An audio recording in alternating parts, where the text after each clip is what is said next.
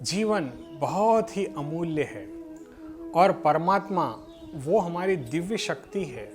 यदि इस आत्मा को परमात्मा से हम कनेक्ट कर दें तो जीवन में ऐसा कोई प्रयास नहीं है जिसमें हम सफलता प्राप्त नहीं कर सकते। एक्चुअली हमारा मन कामनाओं से भरा है। यदि किसी के पास वाहन नहीं है तो उसे कार खरीदने की कामना होती है। यदि उसे कार प्राप्त हो जाए तो वो उससे बड़ी कामना में चला जाता है। ये कामनाओं का कभी हमारे मन में अंत नहीं हो सकता। एक के बाद एक कामना बढ़ती जाती है। यदि आप कहीं जॉब करते हैं, यदि आपकी तनख्वाह 1 लाख रुपए है तो आपकी कामना रहेगी कि मैं 1.5 लाख करूं, 2 लाख करूं। लेकिन कभी आपके मन में ऐसी कामना हुई कि मैं भक्ति डबल करूं? कभी नहीं होती, कभी नहीं। ऐसा क्यों? ऐसा इसीलिए है क्योंकि हम इस भौतिक जगत में फंस चुके हैं। हम माया पर विजय प्राप्त नहीं कर सक रहे हैं। हमारी इंद्रियां इन कामनाओं के वशीभूत होकर उलझी है और माया का एक ऐसा विशाल पर्दा हम सब पर पड़ा है जिससे हम कभी ऊपर ही नहीं आ पाते, उस परम तत्व, उस परमात्मा के समीप ही नहीं जा पाते। आज हमें इस बात को समझना होगा कि कैसे हम अपने मन को परमात्मा को समर्पित करें। आज हम कामनाओं को करना कोई बुरी बात नहीं है, कामना होनी चाहिए। मैं ये नहीं कहता कि कामना ना होनी चाहिए, लेकिन जैसे हम हर चीज की सुख सुविधा डबल करना चाहते हैं, क्या वैसा हम हमारी भक्ति को डबल नहीं कर सकते?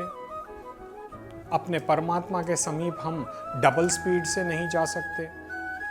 आज एक छोटी सी कथा आपको सुनाता हूं। पहले के ऋषि महर्षि जंगल में रहा करते थे और जिस राज्य में वो रहते थे उस राज्य के राजा उनकी सारी सामग्री उन्हें प्रोवाइड करते थे। जैसे मान लीजिए घी है, हवन के लिए जो जो चरू चाहिए, सारी सामग्री उस राज्य के राजा उनको उपलब्ध कराते थे।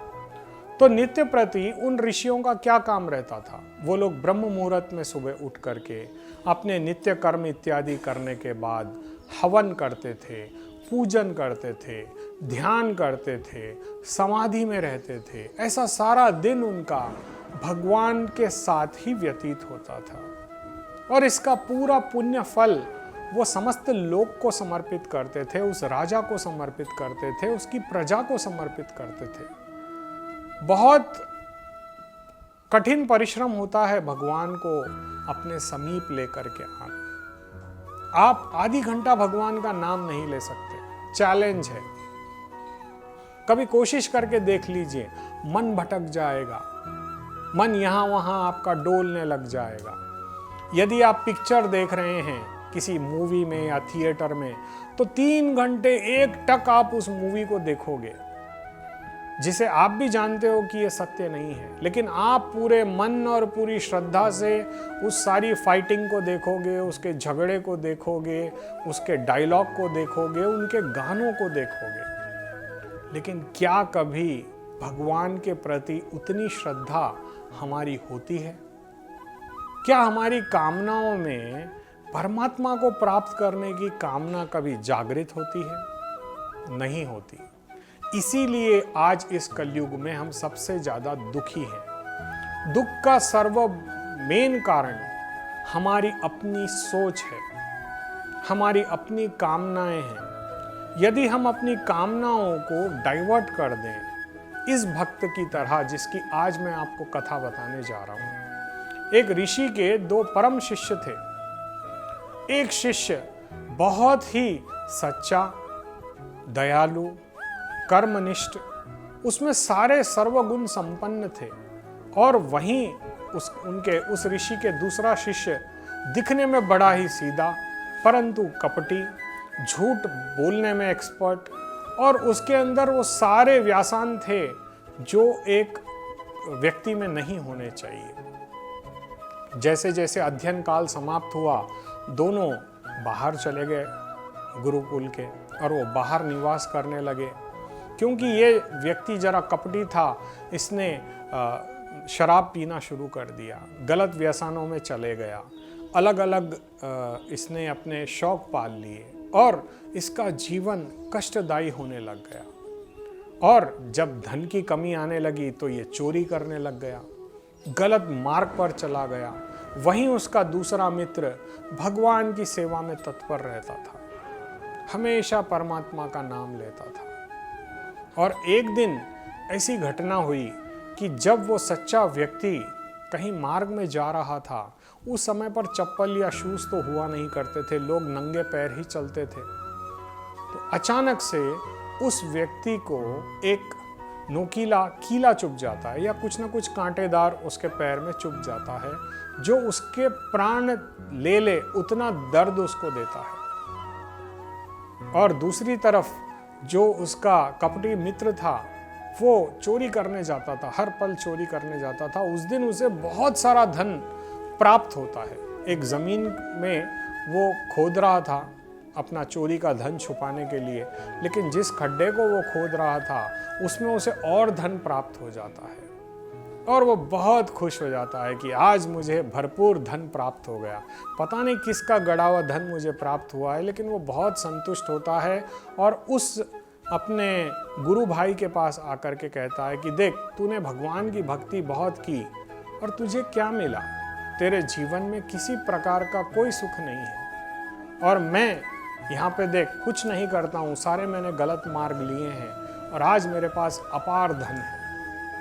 अब ये सच्चा व्यक्ति उस समय तो बहुत चुप हो जाता है, क्योंकि उसके सामने वो कुछ बोल नहीं पाता, उसके पास शब्द नहीं होते। और वो अगले दिन बड़े ही दुखी मन से अपने गुरुदेव के पास जाता है। गुरुदेव त्रिकालदर्शी थे, वो जान गए कि इस शिष्य ने क्यों आया है। फिर भी गुरुदेव ने कहा, कहो शिष्य, कैसे आना हुआ? तब वो सारा वृत्तांत कह सुनाता है कि उसे ऐसे ऐसे धन प्राप्त हुआ, वो सतमार्ग पर नहीं है और मैं आपके बताए हुए मार्ग पर हूँ, सतमार्ग पर हूँ और जीवन को आप जैसा आपने बताया था मैं वैसे ही अपना जीवन व्यतीत कर रहा हूँ, परंतु कष्ट मेरे जीवन में बहुत है, इसका क्या कारण है? तब वो त्रिकालदर्शी ऋषि कहते हैं कि तुम पूर्व जन्म में तुम्हारे जो संचित पाप थे वो तुम भक्ति के द्वारा इस समय काट रहे हो और तुम्हारे जो शरीर में परसों जो नुकीली धातु चुभी थी, एक्चुअली तुम्हारी वो मृत्यु थी। उस दिन तुम्हारे जीवन का अंत था, परंतु क्योंकि तुमने अपना कर्म भक्तिमय बना लिया था, तुम सारा जीवन बाल्यावस्था से लेकर के आज तक युवावस्था तक भक्तिमय वातावरण में तुमने व्यतीत किया, भगवान की श्रद्धा पूर्वक पूजा की, भगवान की नित्य अर्चना की, भगवान की सेवा की, गुरुजनों की सेवा की। तो इसका ये पुण्य प्रताप है कि आज तुम जीवित हो, वरना उन पापों के बदले तुम्हारी मृत्यु निश्चित थी और पता नहीं तुम्हें कितने जन्म लेने पड़ते उन पापों को समाप्त करने के लिए। लेकिन तुमने भगवान का आश्रय लिया, भगवान का कीर्तन किया, मन से समस्त कामनाओं का त्याग किया, इसीलिए तुम आज जीवित हो। और अब यहाँ से तुम जितना और भजन कीर्तन पूजन करोगे, तुम्हारे जीवन की समस्त अब कामनाएं पूर्ण होगी, क्योंकि तुम्हारा जो संचित पाप था वो समाप्त हो गया है। परंतु अब तुम्हारे मित्र को देख लो, ये पूर्व जन्म में एक बहुत बड़ा राजा था, इसने बहुत दान धर्म किया, बहुत अच्छे कार्य किए, परंतु इस जन्म में इसने सारे गलत संग अपना लिए, सारा गलत काम ये करने लग गया और इन गलतियों की वजह से आज इसे राजा बनना था, पर इसके कुकर्मों की वजह से, इसके गलत मार्ग अपनाने की वजह से, इसके इस जन्म में इसने जो गलत व्यवहार किया, जो गलत कर्म किए, उसकी वजह से इसका पुण्य सारा जो ये लेकर के आया था वो सारा नष्ट हो गया और केवल कुछ धन मात्र ही इसे प्राप्त हुआ है, जो फिर इसके गलत कर्मों से वो भी चला जाएगा। अक्सर ऐसा देखा जाता है कि हम लोग भक्ति करते हैं तो भगवान को दोष देते हैं अपने हम इतनी भक्ति करने के बावजूद क्यों सुखी नहीं हैं? लेकिन आपको क्या पता है कि आपके करोड़ों जन्म हो चुके हैं और उन करोड़ों जन्मों में पाप और पुण्य आपके साथ हैं, और इसी कामनाओं के जंजाल में हम उलझकर अपना यह जीवन भी समाप्त कर लेते हैं। और यही हमारी सबसे बड़ी भूल है।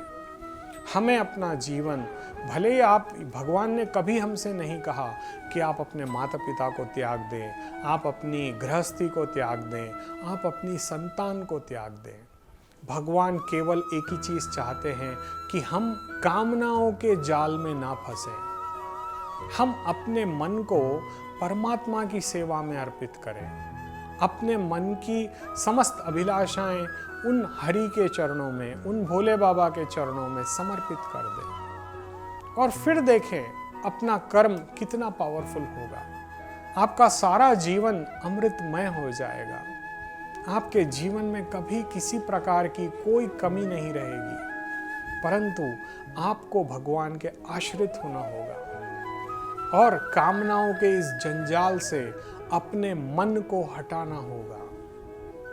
देखिए, एक क्लास में, एक स्कूल के अंदर टीचर सबको ज्ञान देता है, परंतु कितने कम लोग हैं जो उस ज्ञान को ग्रहण करके उसकी शिक्षा अच्छी लेते हैं। 90% इस कलयुग में ऐसा देखा जाता है कि अच्छी शिक्षा मिलने के बावजूद लोग बुरे कामों में फंसे हैं। आप जिनके लिए यह धन उपार्जित कर रहे हो, क्या वो उस धन से सुखी हो रहे हैं या दुखी? इस बात पर विचार अवश्य करिएगा। कामना केवल भगवान को प्राप्त करने की होनी चाहिए। ये अल्पमात्र के जो सुख हैं, जो धन दौलत है, ये तो आपको किसी भी योनि में प्राप्त हो जाएंगे। आज आप एक बात बताइए, क्या जानवर सुखी नहीं हैं? उनको भी तो अन्न प्राप्त हो रहा है। क्या उनके मकान हैं, चाहे क्या उनकी दुकान है? एक छोटी चींटी से लेकर के हाथी तक को अन्न की प्राप्ति हो रही है, सब चीज़ की प्राप्ति हो रही है, उनको भी संतान हो रही है, उनकी भी वंश वृद्धि हो रही है। लेकिन जीवन कैसा है? जीवन केवल मानव को ही एक ऐसा प्राप्त हुआ है जिसमें उसे विवेक है, जिसमें वो मुस्कुरा सकता है, जिसमें वो स्माइल कर सकता है, जिसमें वो आनंदित रह सकता है, जिसमें वो आनंद दे सकता है। परंतु हम यदि अपने मन को ही कुलसित कर देंगे, यदि हम अपने मन से ही बुरे विचार रखेंगे, तो हमारा स्वभाव भी बुरा हो जाएगा। और जब तक हमारा स्वभाव बुरा रहेगा, हम किसी का भला नहीं कर सकते। भला का यदि कभी उल्टा करके देखिए तो आपको लाभ ही मिलेगा। यदि भला आप लिखें और उसका रिवर्स यदि आप करते हैं तो वो होगा लाभ।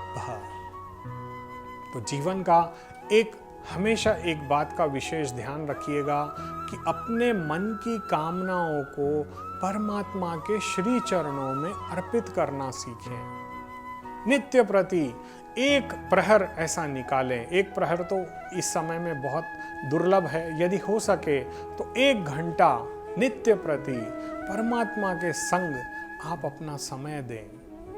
परमात्मा का चिंतन करें, परमात्मा की आराधना करें, परमात्मा की पूजा करें। नवदा भक्ति के मार्ग हमें हमारे शास्त्रों से प्राप्त होते हैं। यदि हम इस नवदा भक्ति को अपने जीवन में सम्मिलित कर लें और अपने जीवन में परमात्मा की कृपा हम प्राप्त करना प्रारंभ कर दें, तो जीवन में ऐसा कोई दुख नहीं रहेगा, ऐसा कोई प्रारब्ध नहीं बचेगा जिसे समाप्त नहीं किया जा सकता। आप जो बनना चाहते हैं, चाहे वो आप राजा हो, चाहे आप मंत्री हो, चाहे आप क्या सुख प्राप्त करना चाहते हैं, प्राप्त कर सकते हैं। केवल और केवल अपने मन को सब कामनाओं से हटा दें और परमात्मा के श्री चरणों में अपने मन को समर्पित कर दें, जैसा उन ऋषि के उस शिष्य ने किया था। हमें भी इन छोटी छोटी दिव्य बातों का ध्यान रखना होगा। मन से भले ही हम किसी का अच्छा न कर पाएं, लेकिन मन से कभी किसी के लिए बुरा मत सोचिए, क्योंकि जो आप किसी के लिए सोचते हो वो इन रिटर्न 10 गुना हो करके आपको ही आता है। तो हो सके जितना सभी का भला करें और अपने जीवन में आनंदित रहें। राधे राधे।